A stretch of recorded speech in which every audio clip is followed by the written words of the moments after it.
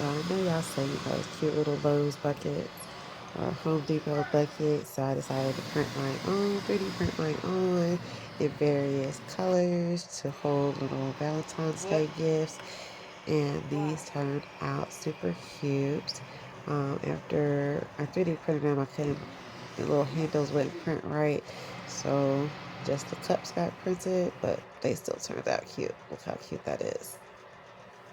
Okay, bye.